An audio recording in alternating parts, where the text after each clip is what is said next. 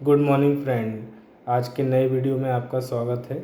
और आज हम बात करेंगे स्कॉलियोसिस के बारे में। स्कॉलियोसिस होता क्या है, किन किन कारणों से होता है और इसका इलाज क्या है।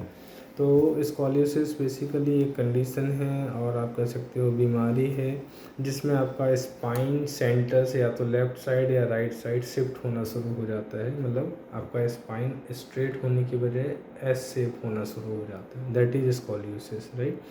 तो ये गर्दन में भी हो सकता है, आपके बैक पे भी हो सकता है और मिड बैक पर भी हो सकता है। मेजर चीज़ें क्या क्या है जो आपको सिम्टम्स हो सकते हैं।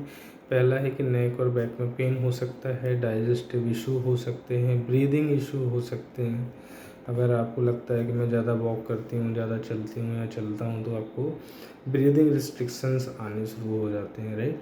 चेस्ट बर्निंग भी हो जाती है क्योंकि आपका डाइजेशन ख़राब है और वो जो आपके लाइक डाइजेशन प्रॉपर नहीं हो रहा तो हार्मोन्स का और आपके एंजाइम्स का एक्सेस होने से एक्युमुलेशन होता है और ultimately you will lead to the acidity also, right. उसके बाद आपको मस्कुलर पेन आने शुरू हो जाते हैं, स्लीप डिस्टर्ब हो सकती है, राइट। आप एंजाइटी में जा सकते हैं, राइट।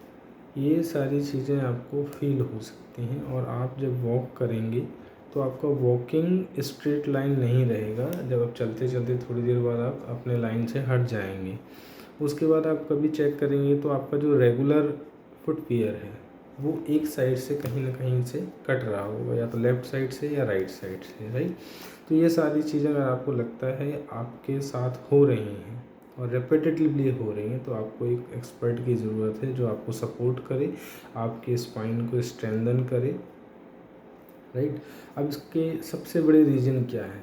या तो ये है कि आपका बाई बर्थ हो सकता है, ड्यूरिंग बर्थ आपका कोई पोस्चर ऐसा रहा हो या इनसाइड मदर टमी आपका पोस्चर ऐसा रहा हो जो अल्टीमेटली आपकी बोन की ग्रोथ को रोक दिया हो या बोन की ग्रोथ को हैम्पर किया हो उसने। दूसरा है जो हमारा आजकल मॉडर्न लाइफ स्टाइल है, लॉन्ग सिटिंग, मोबाइल का यूज़, लैपटॉप का यूज़, लॉन्ग ड्राइविंग, सो ये सारी चीज़ों से भी आ सकता है। कोई नर्व कंप्रेस हो रही हो, राइट। जैसे सciatica आप लोगों ने सुना होगा, तो जब sciatica नर्व कंप्रेस होती है तो हम वेट बेयरिंग चेंज कर देते हैं या तो लेफ़्ट साइड में या राइट साइड में, जिसके वजह से आपका शिफ्ट आना शुरू हो जाता है। तो वो भी एक बड़ा रीज़न होता है। या फिर कोई आपको ट्रॉमा हुआ हो और उस ट्रॉमा की वजह से कोई आपकी एक लेग छोटी हो गई हो, तो these are the basic reason जहाँ स्कॉलियोसिस हो सकता है, राइट। स्कॉलियोसिस के अब अलग अलग ग्रेड्स हैं।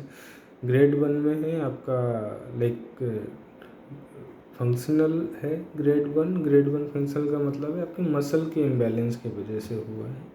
सेकेंड वन है जिसको हम बोलते हैं स्ट्रक्चरल स्कॉलियोसिस, जो आपके बोनी चेंजेस की वजह से हुआ। दो मेजर इसकी ग्रेडिंग कह सकते हो, क्लासिफिकेशन कह सकते हैं आप, राइट। अगर आपका एंगल 40 डिग्री से ज़्यादा है then you need to go for surgery. अगर उसके पहले है you need to go for a good physiotherapist, chiropractor और osteopath like us, so we can help you to resolve your problem and ultimately you will lead to a better life. Thank you.